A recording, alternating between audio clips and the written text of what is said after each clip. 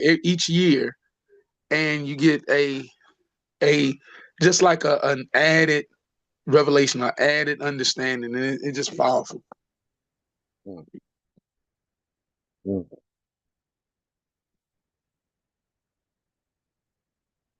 How was your Shabbat? It was good. It was good. It was good. I mean, it's like it's so much going on, and like meaning that like being like a mainstream rabbi in like a very like visible community, it's like it's kind of like a thing, because before it was like I was like giving like I was like giving speeches, classes, this type of thing. But now it's like I'm like dealing with things like people, contact people to contact me to ask me questions on different issues, and just walking around, right? And every like all these people knowing you because before like, I was married. I was in yeshiva and then I got married. You know what I mean? So I was like tucked away in yeshiva. And then I got married and then that was my life. You know what I mean? So like I interacted like a married man. Like you're here, you're there, but usually in the house, you're doing stuff in the house, right? And so and then we were in very religious communities, like very religious communities. Where it was like, like just like mostly Israeli and like everyone's kind of like to themselves in a way. And I don't know, it was just a lot. It was just a lot of things going on. So now it's like, I'm like even more visible, in a lot of ways. And, being in like a community that's like very like open and liberal and mostly like young people. Like, and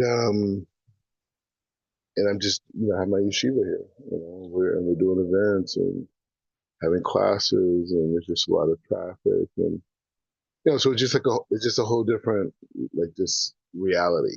You know what I mean? And so I'm just just dealing with that. But it's not like something I like planned on at all. Like it was like I'm giving classes by you guys here, different parts of the world. That was my mindset, but it's turned into much more than that, right? And I think it's important in terms of my like formative development, as a rabbi, like, to be involved, like, in issues and community stuff and people, shilas and this. And, I'm not like doing, like, people are asking me, like, really, like, crazy questions. It's like, basic stuff, but they feel comfortable enough. So, anyway, so it's a lot of that. So, like, on Shabbat, I'm usually, like, speaking places. Like, people invite me over, it's usually to, be the rabbi guy and you know, lead the meal in certain ways and bring information and inspiration, that type of thing. So a lot of it's that. And then also like, not being married, being single, then it's like a whole nother dimension to that, right? Because it's also like coming to that realization of like, the role that I'm playing, right? And, just being aware of like, the person that I marry has to, I mean, just like she's coming into a major situation, right? And there's literally like a whole like bracket of girls that just like want to talk to her. She's not here. You know what I mean? In that context, but like, so it's just like, so it's also being like, well, like, I have to make like really big decisions, and I can't just, I can't make decisions based off of like proximity and maybe familiarity. You got to make decisions like thinking about like, well, you know, whoever this woman is that, I marry, like, she's like is like in a major situation. A lot of people are gonna instantly be looking at her, wanting to learn from her, wanting to connect to her, and then, just me. right? And then there's community, and there's all these things, and so it's not like it was before where it was just kind of like, oh, well, boy meets girl, and wow, she's really pretty, really smart, and you know what I mean? Like that was kind of like I mean, you're in yeshiva, you're just like, oh, you want to marry Isha style, and that type of thing, right? But now, it's much different, and so anyway, so yeah, so it's just a lot of it's a lot of like maturity in different ways, because you have to think about like a lot of different people in a lot of different situations, and you have to be really kind, to people, and meaning that like really understanding what you're dealing with, and saying like, maybe this situation could be comfortable, but ultimately this person's not going to be happy in that situation because this is not what they're looking for.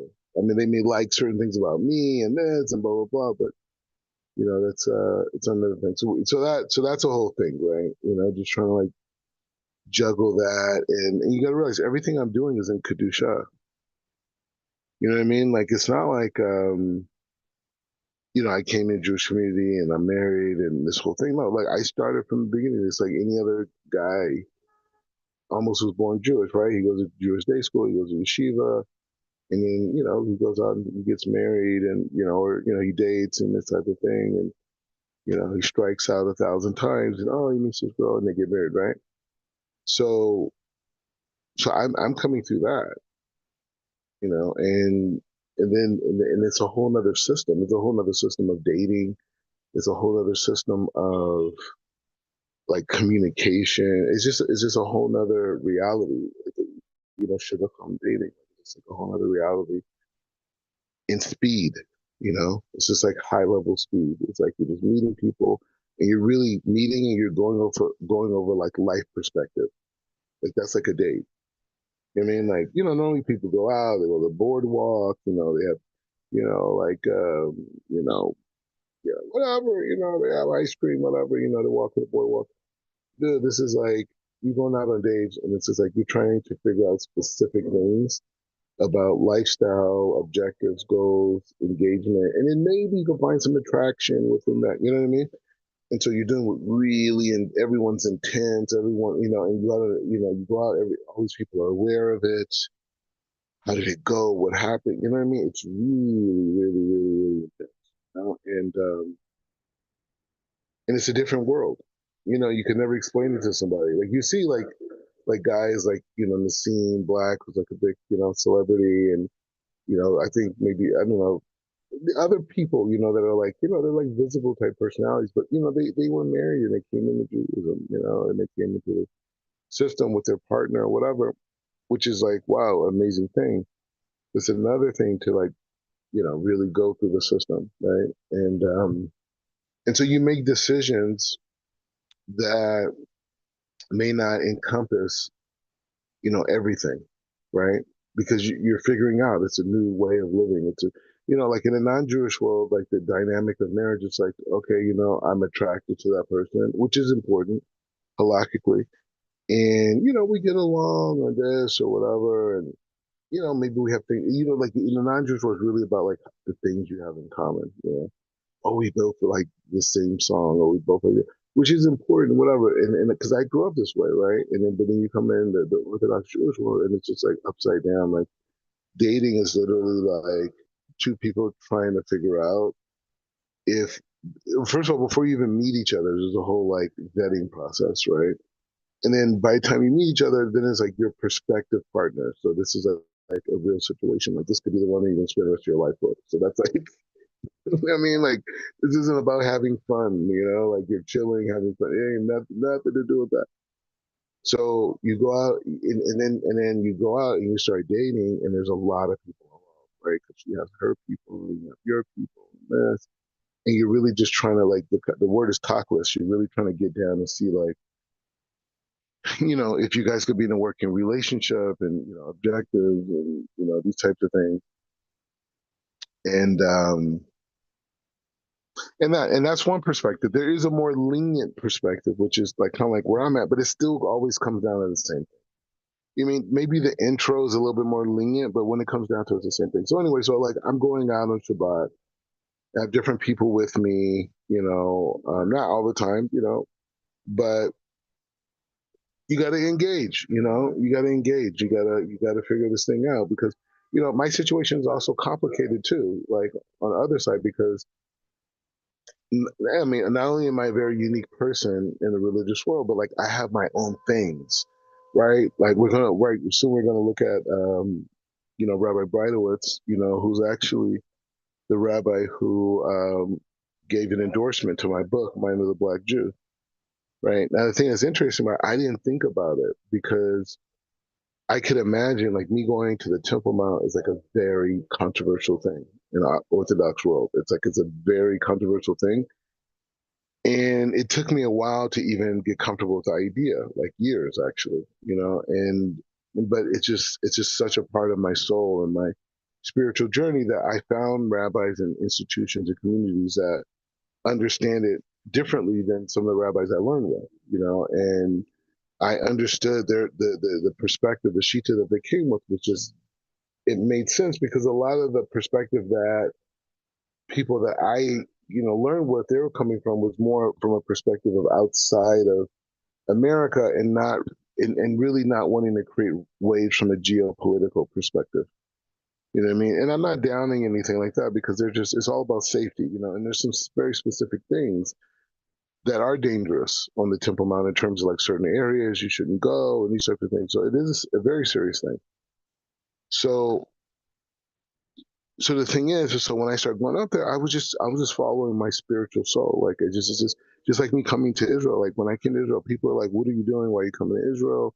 You just ran for Congress. You had 10,000 votes. You didn't even raise any money. You got all this momentum, and you're Republican. Trump's gonna be elected. Like what are you? Why are you going to Israel? You're not gonna be relevant." But it's just like I wanted to learn Torah. You know what I'm saying? Like I wanted to learn Torah. Like I felt if I could get a foundation in learning Torah and how to learn Torah and somewhat of the language, the whole thing, that like I could actually build a Jewish family. Other than that, I feel like I would have been dependent on whatever community rabbi is around, and I didn't trust that. I wasn't comfortable with that. And I want to be very much a part of my children's development. So anyway, so that was kind of like the idea. But when I came here, even people in Israel, like, what are you doing? Like, you gonna go back? And I was just like, I don't know. So anyways, so I'm here, and it's 9 years. Can you believe that? Like, I don't even know what happened. It's like I listened to like I was listening to like Frank Ocean today, right? And I just remember listening to Frank Ocean like in 2016, 2017, whatever it was, and like those songs like brought me back to like those early moments of being here in Israel, and it was just like seriously, I literally ran for U.S. Congress.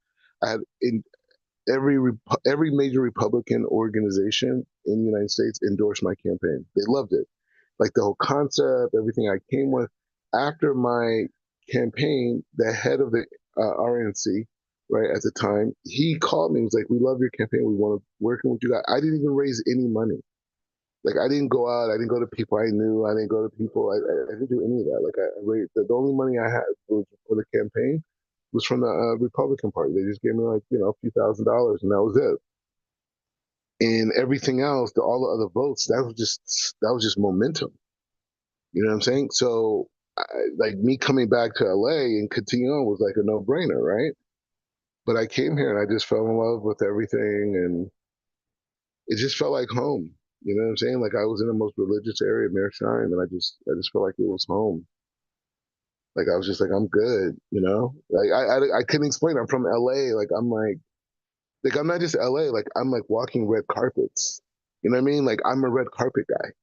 Like different events, award shows, this after parties. I'm doing red carpets. I'm hanging out. Like I mean, it's like girls that you see on television. Like I'm like, oh, okay, like let's go out. Like I'm not just like some guy trying to figure out life.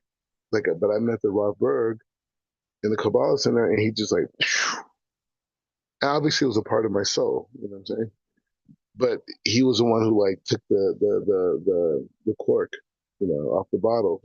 It's just like a whole new thing. So now we're here, and it's so now the levels of Temple Mount, and a lot of it, has a lot to do with being here on October 7th. It's like, I can't even explain what it's like being from LA, being from Los Angeles, being from the Valley, and then being here in Jerusalem, being here in Israel, and like war.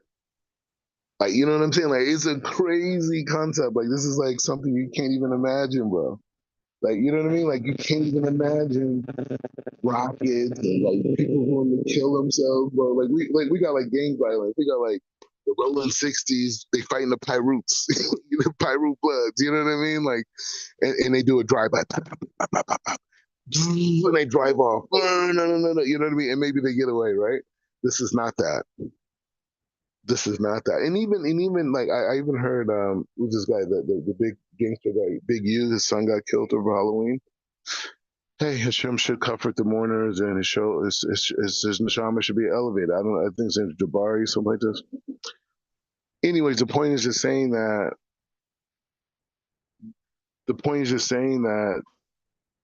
like, that's gang violence. You know what I'm saying? That's like somebody died on Halloween. That's like a major story. Somebody who's a celebrity, people dying in Chicago, different things.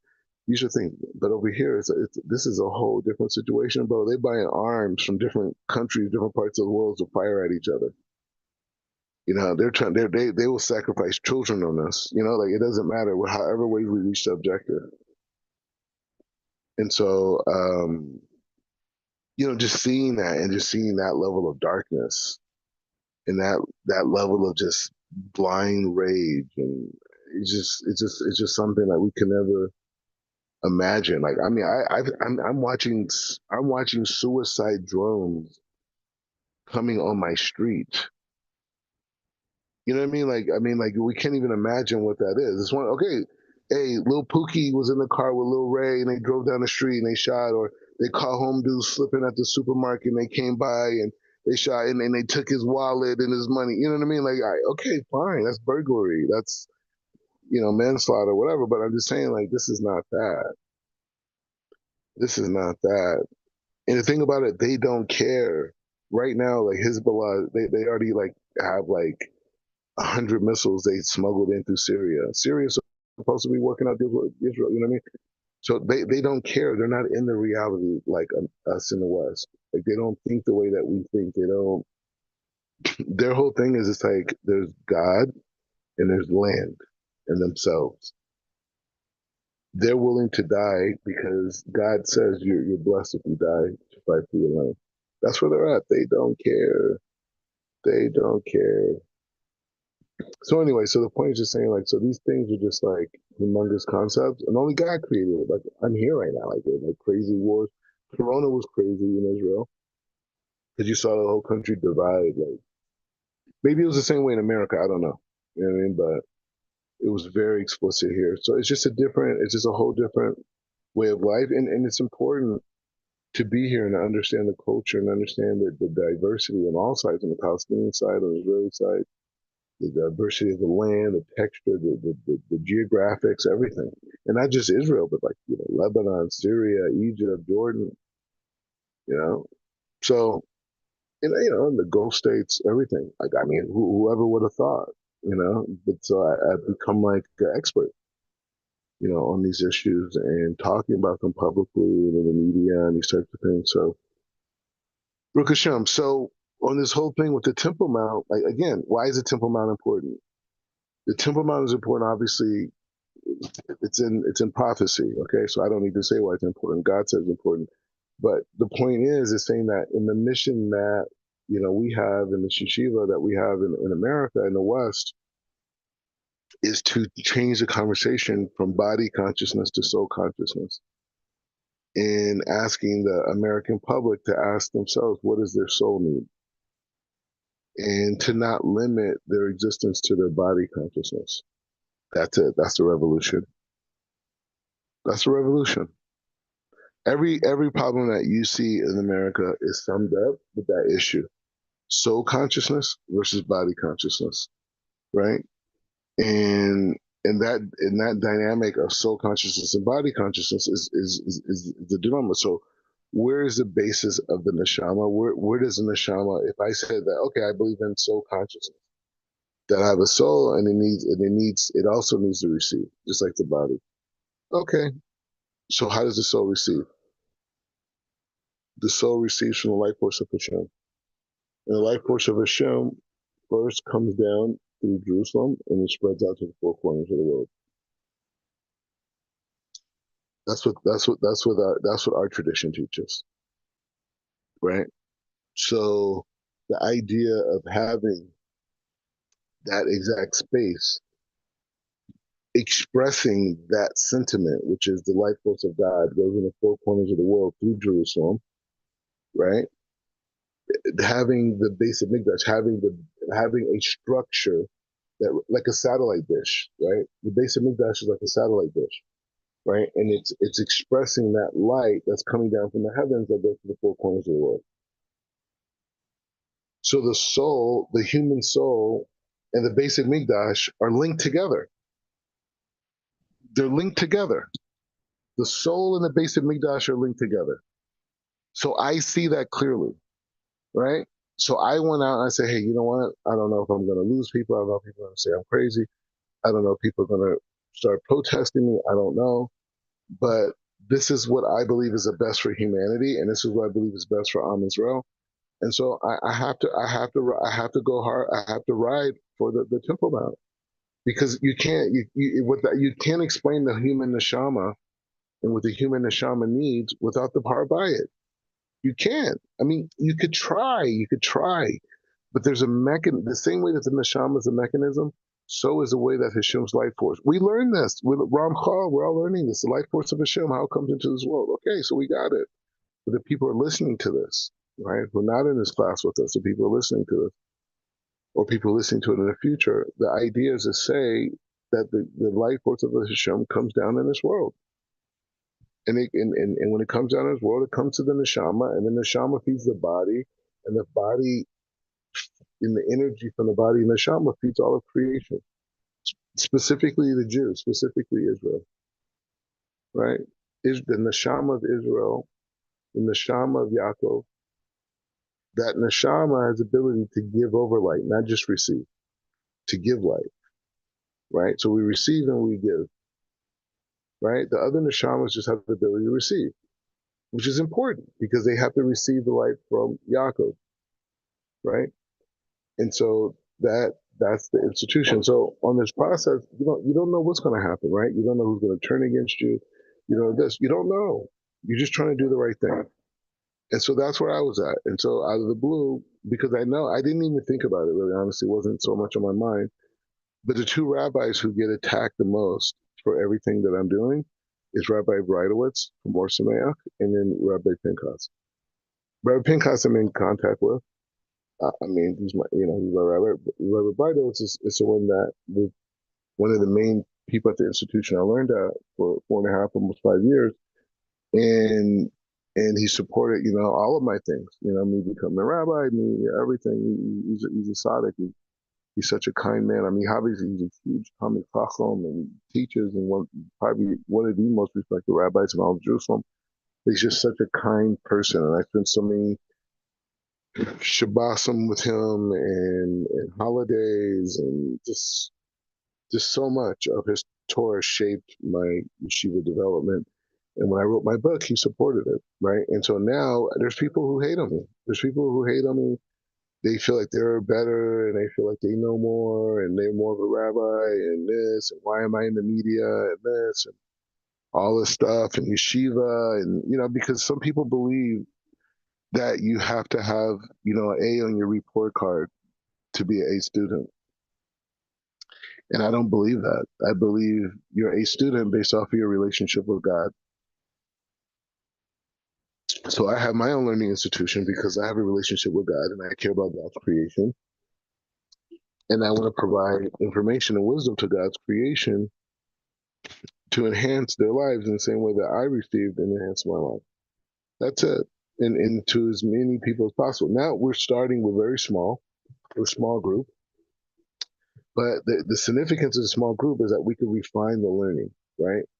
Because when you open it up fully, right, which we're going to do very soon, you have to be clear on what works, what doesn't work, what connects, what doesn't connect. And that's what we've been doing, right? We tried so many different types of learning, different safer, safari, different teachers, different modalities, because we have to see what connects, right? And when we came to the conclusion over these years of learning is it's all about the connection to the neshama. And the world could be understood from this perspective. The people who think what they see with their eyes and connect with their five senses is the totality. And then there's people who perceive that everything they see and they connect to is just a small percentage of or 1% of the bigger totality of light around it. So you see a tree, that's just the 1% of the tree that I see. Even though it's big and it's tall and leaves and branches and roots and crevices and all things, but that's only 1%. There's a whole 99% around that tree that I can't connect to through my five senses, but I can connect to through spirituality, right? Because there's specific laws that Hashem gave on how I should deal with trees and how I should deal with everything in the world. And that allows me to connect to this 99%. Okay, that's where we're at, right? That's where we're at, right? So this is the reality. This is what we're dealing with. And you have to go through a process. So it's like, even when I think about my past relationship, these things, like, it's a process. It's like,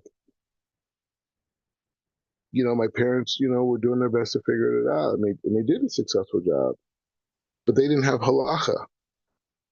That's the next level, right? Is it figured out in the frame of halacha, in terms of minhagim, in terms of devotion to a God, because that's what it is to be or I mean, I don't want to say Orthodox Jew, just to be a Jew in general, but they say Orthodox.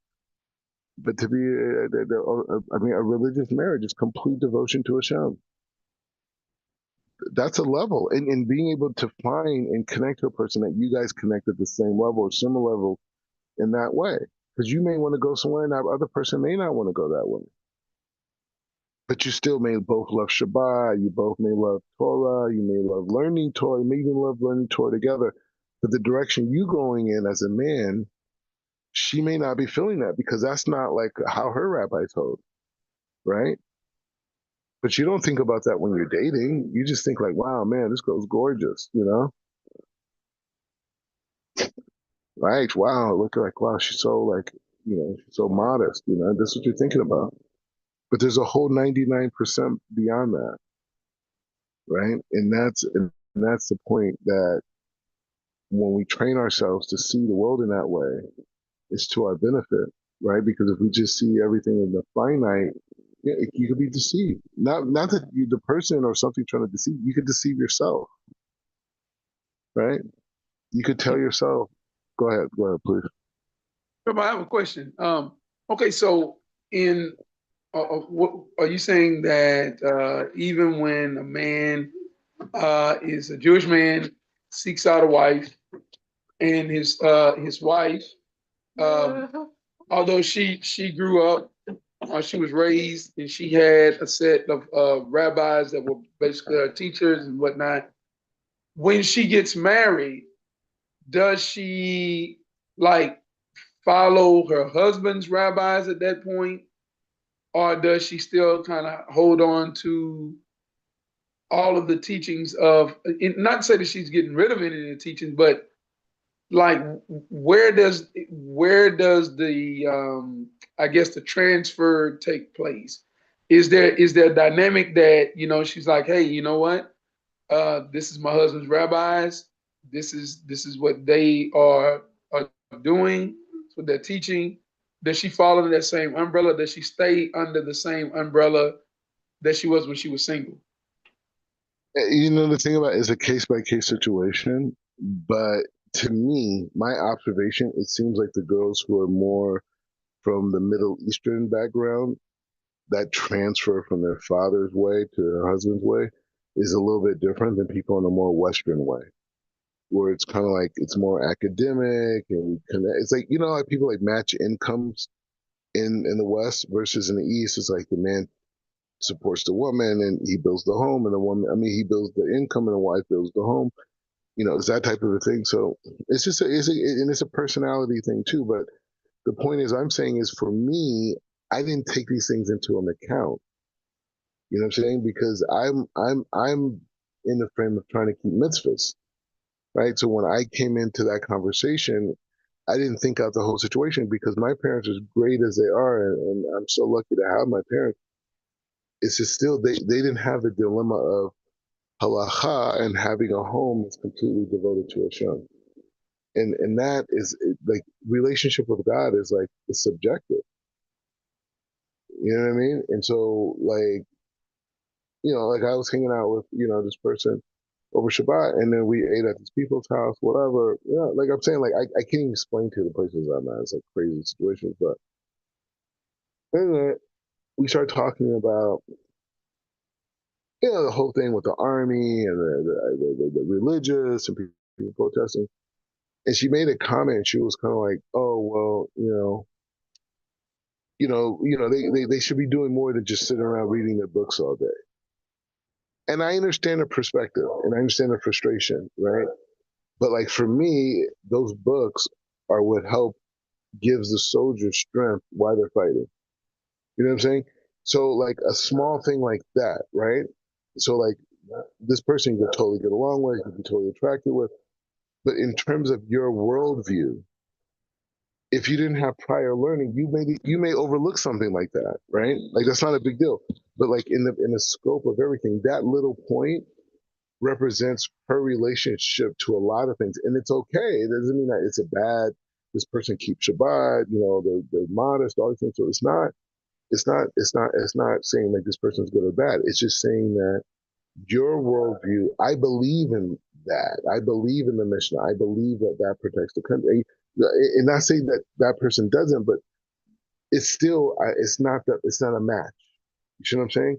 Even though all these other things are great and they're positive, it's not a match. And so in the Western world, it's more about you have to make that determination. You have to be clear about who you are and what matters to you and approach the situation in such a way because you're not here to change people. You're not here to like indoctrinate them. You know what I mean?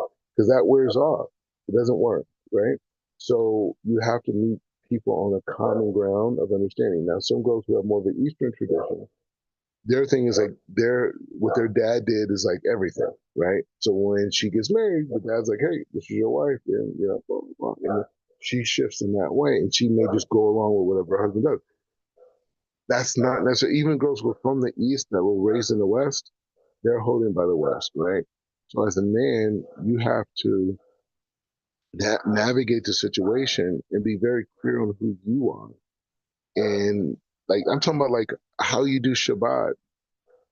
Everyone has different views on. I mean, it sounds like it's a random thing, but like the way you want to do Shabbat and the way a person, a girl, a woman wants to do Shabbat, like you really have to batch on that because that could be a huge problem. Like it doesn't seem like it. Like okay, like Shabbat, both of us keep Shabbat, so what's the problem? Some people don't like hosting. Some people like like I remember before I was with my ex. I dated a girl and she was just like very smart. Like she was a PhD student here and had a lot of great things going for her. But the one thing that I just couldn't get over is that she's not like as spiritual as I am. You know what I mean? Like for me, Shabbat is like a huge spiritual event and it's a preparation. For her, it's just kind of like it's like it's a commandment from God and it's a tradition of family. And I'm saying that's the great thing, right? She's going to do the mitzvah every Shabbos. But for me, I want to be someone who's in it, and that was kind of like the attraction at the time for my ex. But the point is just saying that now it's even more expansive, right? Because now we're hosting people and all these different things. So you have to take that in account, right? But the key thing is for a man specifically is to be clear on who he is and what matters to him and what he wants, how he wants things to be, how he wants his chicken cooked. Like it sounds like this domineering thing. Oh, I want my chicken cooked this way. I'm not saying it like that, but he has to be aware of what he likes, and he has to be aware of what matters to him. in certain things, right? So, and he has to be able to understand that's who he is, and then find someone who complements that, right? Because everyone's perfect, just not for you. You know what I'm saying? Like everyone's perfect. Like everyone's perfect. Like my ex, everyone's perfect, just for the person who's like them. And a lot of times, because we don't spend time dealing with our inner self from our soul perspective, we analyze ourselves from an external perspective, right? And so that external perspective is like these like stats. And so we look for people who match our stats. But that's not really who we are, right? Who we are is this internal, unique person, right? And with unique ambitions. And so you have to find and match Parsufing. You got to match lights, but you have to be aware of your lights in order to do that, right? And I'm not saying everything was perfect in my prior relationship. It had a certain lifespan for various reasons, but it was still perfect, right? And so now I'm at a different level. I'm at a different Madriga, right? So in a situation is complex and this and how these things work together, and you're doing some things that have never been done before, also, right? Like it's not like I could read the memoirs of XYZ person or my grandfather, somebody that did. No, this is like, I mean, everyone's revolutionary in their generation, but I'm just saying, like, this is like uncharted territory of leadership. You know what I mean? Of Kedusha. So the key thing, you just have to humble yourself and just just to say, Hashem, guide me, right? And let Hashem provide, let Hashem create, let Hashem, um, um, let Hashem, let Hashem create your reality. And your job as a Jew is just do the mitzvah. I mean, obviously you go out, you do hastaglis, you make things happen, but at the end of the day, it's you and Hashem. You know what I'm saying? And Hashem's going to create, reality for you. And Hashem's going to, provide, everything that you need. What's my proof? The fact that I'm here right now, right? The fact that I'm here right now is a byproduct of Hashem's mercy, of Hashem's blessings. So going forward, you have to have that. So you can't judge life, but you got to grow from it and benefit from the situation. So anyway, so that's where I'm at. So when I started going to the Temple Mount and everything, I didn't really think about the ramifications. And it's like, and I really didn't think about it until Chief Rabbi Pinchas, I was talking to him the other day, and he was just saying, like, he doesn't call me about stuff that doesn't matter, but he was just saying, like, how many people have been, like, just attacking, like, me, to him, just saying Lashon Hara about me. And I'm like, I haven't talked to anybody. You know what I mean? Like, I'm just dealing with this. I'm giving classes. I'm in Jerusalem. I'm dealing with the community here. But he's just saying, like, that's just been a thing. And I also know that that's been happening probably by Rabbi Breidoch. I mean, I haven't spoken to him in years. You know what I mean? Like, I've been totally off the radar in that way, but I still follow his shurim and I still learn, from him, as he's one of the greats of all time. It's just such an honor to be able to learn with him for all those years. But the point is just saying that this is going on, right? So that's the issue. So how do we deal with it? What's the halacha around it? Is Mordecai doing that? And the thing about it, I'm not saying it's done by for sure, but if you listen to this whole, we're not gonna listen to the whole thing. We're only gonna listen to a little bit of it. But when you listen to the whole thing, it's like at the end of it, he gives a story about a guy who was Muslim and converted to Judaism. And he had certain questions. He was asking the Rambam. So I'm just saying, like, it's like it's codes being put out. You know what I'm saying? So that this thing that Rabbi Breida was such a big deal because, and again, I'm not saying it has anything directly to do with me. I'm assuming that it probably does because of the proximity of everything and the amount of like haters that exist.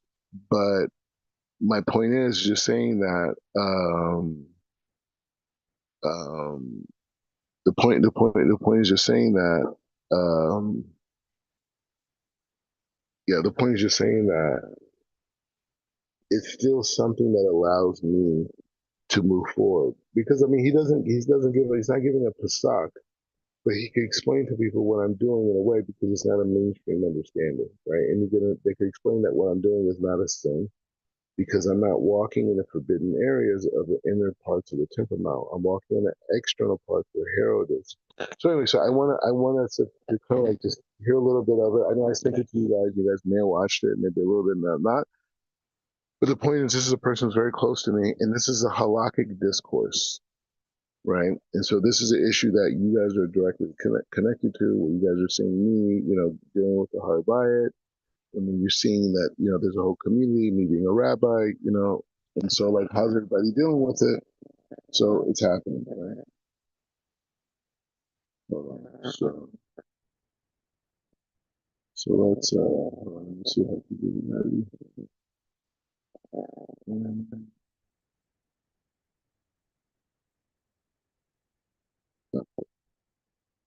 We're not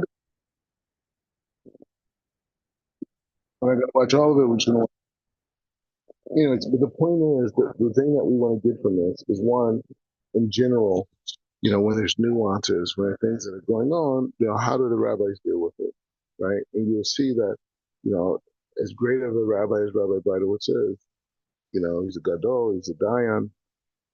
You can still see that he's not relying on his intellect. He's relying on the Masorah. He's relying on the tradition, right? And that's really like an important idea to connect with. Is that saying that like as much as like you say, hey, I'm a rabbi, this and type of things. It's not you're not a rabbi because you're a genius, right?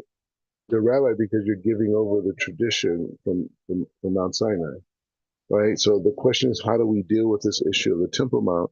And I just want us to listen a little bit and give kavod to my rabbanim. But I'm up there. I mean, I'm like wild, to a lot of people right now. You know what I mean? Like it's just everything I'm doing is like wild.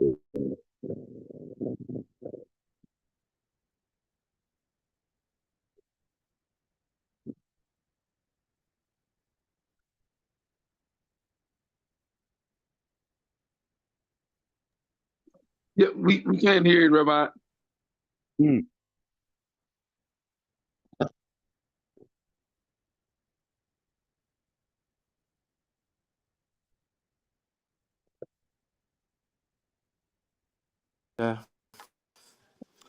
Just a much easier venue for me to get to. Anyway, today's share is sponsored anonymously. A refuah shlema for Evelina Bat Galina, Bezras Hashem. It should be Besoch Shar Cholei Yisrael. Okay, I had mentioned last week that we were beginning to look at some letters of the Rambam, which are more of a personal vein. And the first one we looked at was a bit of an acerbic letter he wrote to a friend of his, maybe a former friend of his, Rav Yefes Hadayan, who was a Dayan who was living in Eretz Yisrael. And Rav Yefes had turned to the Rambam for help on a din Torah. Somebody was being sued and they needed the Rambam's help for cooperation. And Derech Agav, incidentally, Rav Yefes mentioned, I haven't heard from you for a long time. How are things going? And the Rambam says this, I'm happy to help you on your din Torah matter. But many things have happened to me. Lost my brother. Remember, the Rambam's brother died in the Indian Ocean. Lost my father. I myself was accused of various things. The Rambam was in big trouble at various points with the Islamic officials. And the Rambam says, even people from very faraway countries sent me Igeret Tanchumin. They sent me letters of comfort.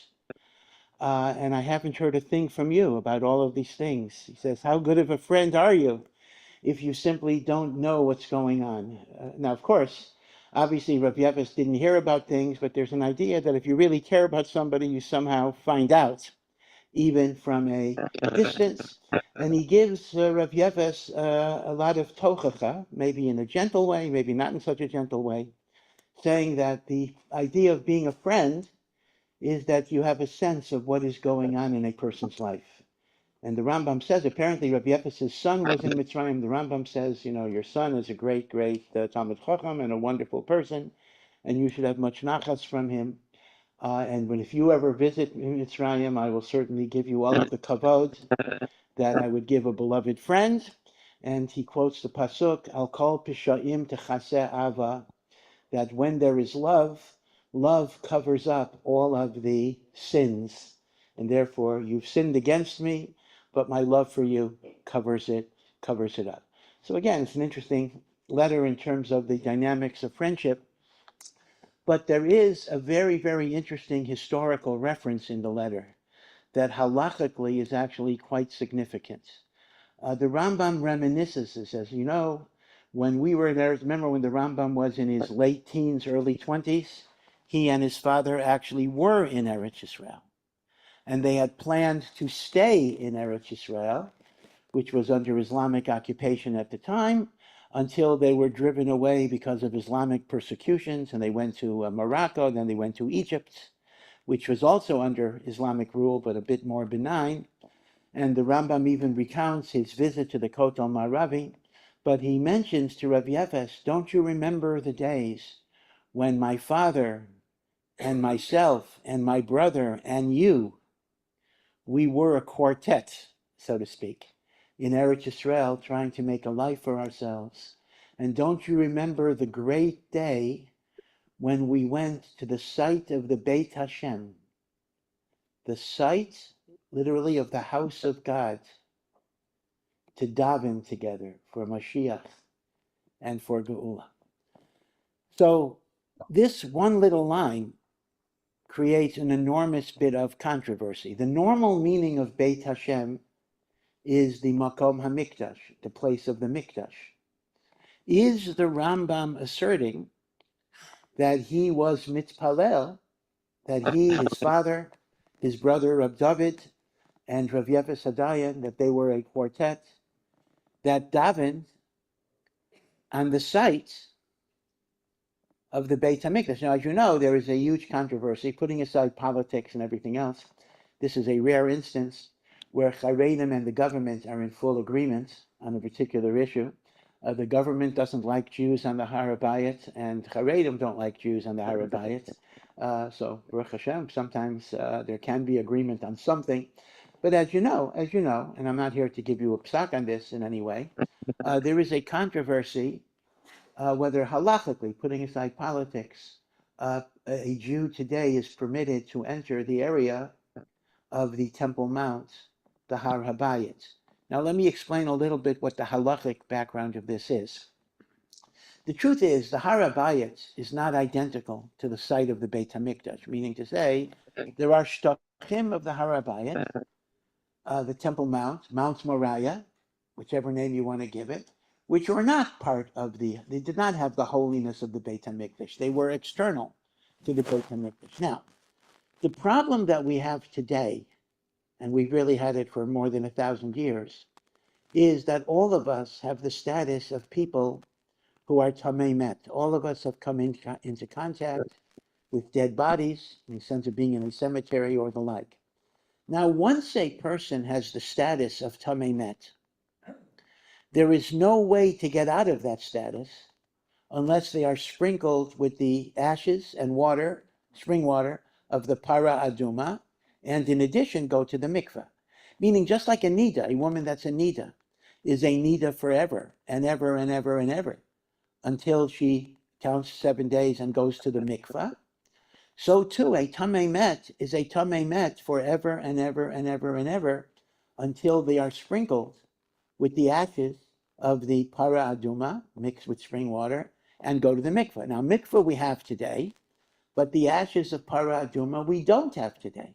So as a result, halachically, all of us are in the condition of what is called Tamei Met. We are impure by virtue of our contact with a dead body. Now, normally, being a Tamei Met is not a big deal. A person that's a Tamei Met davens, learns, keeps Shabbos, is counted for a minyan, meaning I can go through my whole life being Tamei Met, and there's no particular negative implication of being Tamei Met. But the one area where being a Tamei Met makes a very, very, very big difference is a Tamei Met who has not undergone a purification ritual is not permitted to enter the area that's designated as the Beit HaMikdash, which is either the building itself, where the temple building would be, or the Azara, the courtyard of the Beit HaMikdash. Now, technically, any shetach of the Harabayit that is outside of the Azara, outside of the courtyard of the Beit HaMikdash, technically a Tamei Met would be allowed to enter. Now, here is the thing. There is a huge machlokas between Rambam in the Mishnah Torah, and by the way, by the time the Rambam wrote this letter, the Mishnah Torah was already written, so he's already codified his position, between the Rambam and the Ravid. Ravid is Rav Avram ben David, who was a great, great French rabbi, who basically, he wrote many, many things. In fact, some people say it's unfortunate that when we think of the Ravid, we only think of his critique of the Rambam. That was only one of many, many things that he did. But the thing that he's best known for is his very acerbic critiques of the halachos in the Mishnah Torah. So if you open up a Mishnah Torah, every few paragraphs, not every paragraph, but every few paragraphs, you'll see a few lines beginning with Amar Avraham, Aleph Aleph. Avraham says, and the Ravid will say different things. And sometimes he just argues. Once in a while, he'll say, good thought, Yafa Amar. That's pretty rare. Other times, he actually gets insulting. He'll say, Kama niyarot hifsid. How much paper did the Rambam waste on writing this?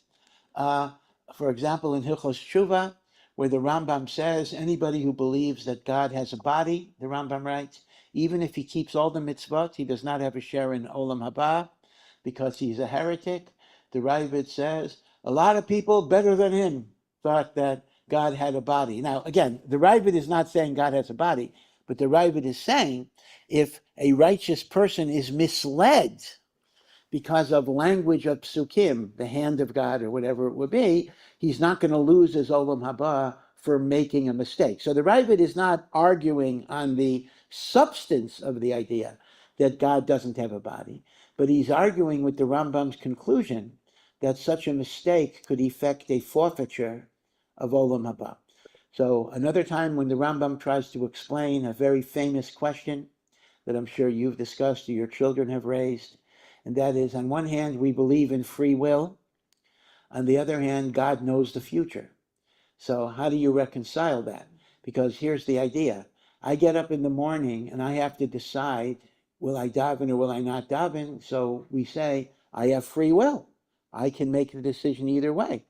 But how can I make the decision either way if God knew yesterday what I would do, and God knew 1,000,000 years ago, and God knew 10 trillion years ago? So by the time it's my moment of decision, it's already known what that decision is. So the Rambam struggles with the idea of reconciling free will with Hashem's knowledge of the future. The answer the Rambam gives is essentially, it's impossible to answer the question, because he says, since God is an indivisible unity, God's knowledge is the same as God's essence, unlike a human being where you can separate who I am from what I know. And since God's essence is unknowable, God's knowledge is also unknowable, and therefore there's no way we can answer this, how to reconcile it. So the Ravid was annoyed with that answer. The Ravid says, if you don't have an answer to a question, don't ask the question. All right, be it as it may. I was just giving you a few examples at random of the Ravid's different styles. So be it as it may, with respect to this particular issue, entering the temple area, if you are in a state of tumat met, the Rambam says the following idea. Even when the Beit HaMikdash is destroyed, Even when there is no binyan, there is no ark, there is no kodesh kodashim, there are no korbanot, the site of the Beit HaMikdash has eternal holiness that will never go away. It is the makom of the Shekhinah, it is the place of the divine presence, and therefore the Rambam writes definitively that all of the restrictions on Kenisa, all of the prohibitions of the Tamei Met entering the Temple Mount are absolutely in effect, even Bisman Hazeh, even if there is no Beit HaMikdash, because the Kedushat HaMakom, the holiness of the temple, actually he says the same thing is true for the holiness of Yerushalayim generally, but that doesn't have a restriction on Tamei Met. But specifically, the area of the Beit HaMikdash, the Rambam's opinion is, has Kedusha, even Bisman Hazeh, and therefore, according to the Rambam, for a Tamei Met to enter the Shetach of the Beit HaMikdash, or the Azara, which is the courtyard of the Beit HaMikdash, is an Isser Dioraita, for which there is a Chiyuv Kares, death in the hands of heaven. Now, the Ravid actually argues. The Ravid takes the very surprising position that after the destruction of the Beit HaMikdash, the temple site does not have Kedusha, which means, according to the Ravid, it would actually be very, very interesting. There are no restrictions, according to the Ravid, absolutely no restrictions in a Tamei Met entering the temple site. And not only that, but even entering, although we don't know the precise identification, but even entering the Kodesh HaKadoshim. According to the Ravid, these are going to be holy sites, and these are sites where we remember important things, but they don't have halachic Kedusha, because the Kedusha of the Har HaBayit is a function of an actual Beit HaMikdash that is there, and when there's no Beit HaMikdash, the Har HaBayit does not have Kedusha, which means the following.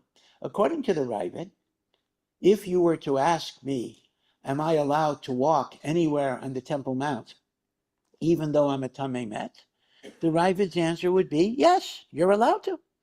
There is no Kedusha. It's like all of Yerushalayim. On the other hand, if I were to be asked, according to the Rambam, am I allowed to go if I'm a Tamei Met? So the answer is going to be more complicated. I would not be allowed to go in any area of the Har HaBayit that is where the Azara was, the courtyard, or the Heichal, the actual temple building. But even like the Rambam, a Tamei Met would be permitted in the outer parts of the Har HaBayit, which are absolutely not the Azara. So in reality, if a Haredi or a Rosh Hashiva tells you it's an Isser Dioraita to go on any area of the Har HaBayit, that is absolutely hyperbole. That absolutely is not the case. It is a Davar Pashut. Like the Ravid, everything is mutter, that's obvious. But even like the Rambam, any area that's outside of the Azara would be mutter dioraisa, and even though rabbinically there's a certain area beyond that that's prohibited, but Sorry about that. Anyways, I think we got the point, right? So this is like, you understand, like this is like a huge concept, right? Because I'm like coming out and doing all this stuff.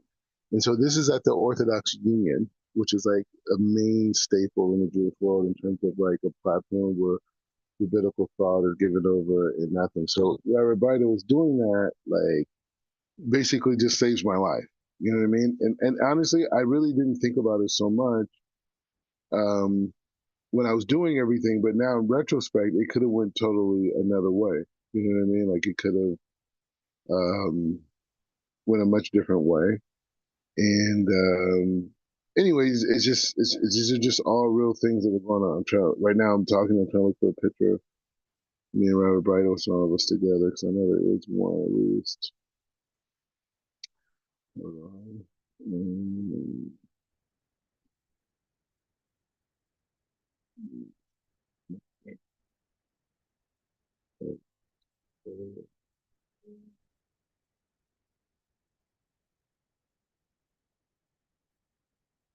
Anyway, so the thing about the gentleman you just heard, Robert Bright, was he's the one who gave me permission to join a rabbinical program. When I got my first rabbinical ordinance, he's the one who gave me, because you have to have like an endorsement, you know what I mean, from a rabbi to get involved. And I talked to him about it, and he said, I said, I'll endorse you, but it's on the condition that you stay in yeshiva longer. You know, that you would, you know, continue to, you know, keep learning at Or Sameach and whatever, blah, blah. So it just worked out and whatever. But anyways, the point is just saying, so this whole thing, I'm trying to see if I can find one picture about me. I mean, I know I could find it, but I just don't have the patience to go through all my pictures. I'm seeing if it's like basic stuff. Hold on. I'm like literally flipping through pictures as we speak. Anyway, so that's where we're at. So you know, Hashem is with us. There's a lot of I don't know. Anyways, I could look for it, but anyways, the point is just saying there are two rabbis who really have protected me in this process. I mean, three. One is obviously Rabbi Pinchas, Chief Rabbi Pinchas. Me working with Rabbi Pinchas, you know, really put me in a good situation. A lot of leverage. And then also Rabbi Reuven, who really supported me engaging with the Black Hebrew Israelites, because there was a lot of pushback. There was a lot of people attacking me for that, saying like, "Oh, you're teaching Torah to non-Jews and this and blah blah." So I had to deal with that.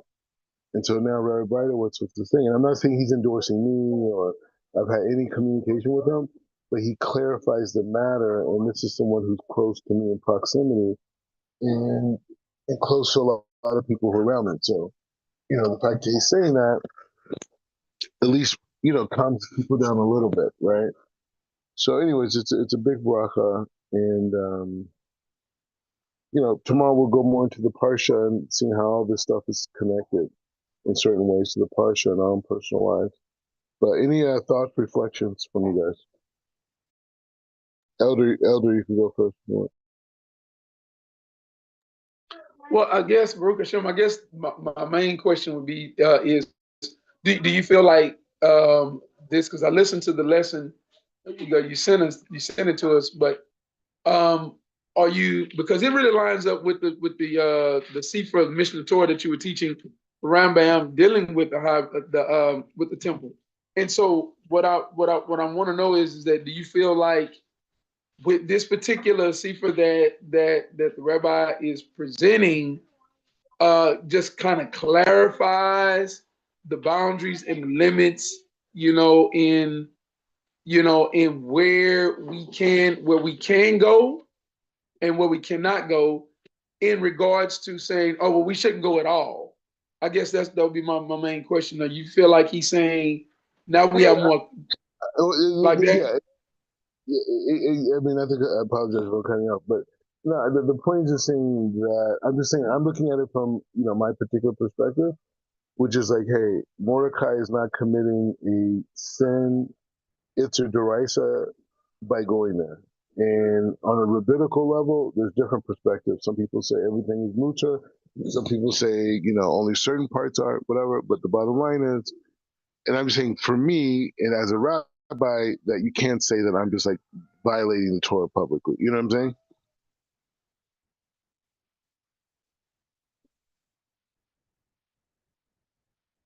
Okay, so in other words, like what, from where you're standing, when you go to the Temple Mount, um do you like kind of set up to where it's, hey, look, this is how far we, because I know you said this in a video at one time, I think with I guess a Coco girl. Yeah, I know you said, you know, as Jews we don't go past this point here.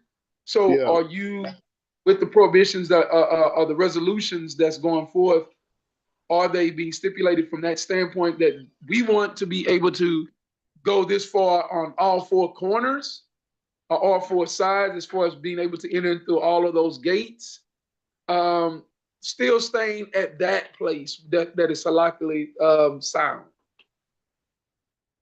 Yeah, I think, yeah, from what I'm saying, what you're saying, there's different multiple issues there.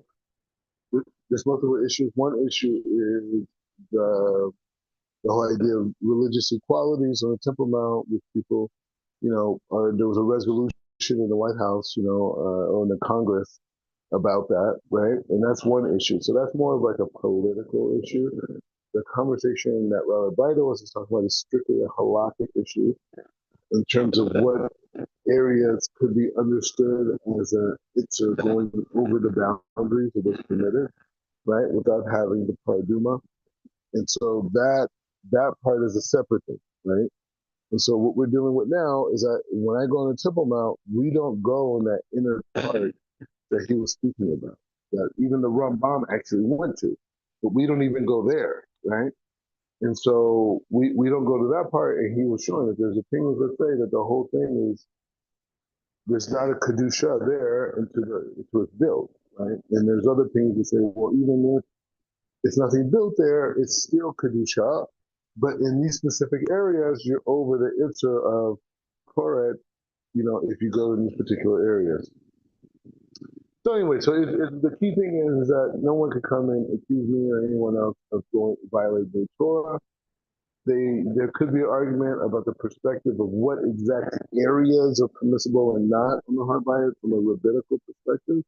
But the main thing is it empowers us to continue that thing. And I just want to just from the standpoint of the yeshiva and everything, just give a massive shout out to Rabbi Breitowitz. And again, I haven't spoken to him. I have not spoken to him in years at this point.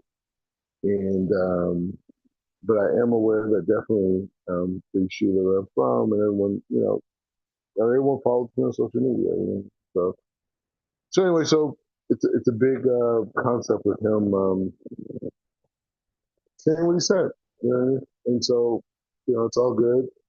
So anyways, we'll continue tomorrow. We're going to go back. We're going to start on going to this week's parsha, go into it, and then we're going to continue on in the afternoon tomorrow on Tefillin.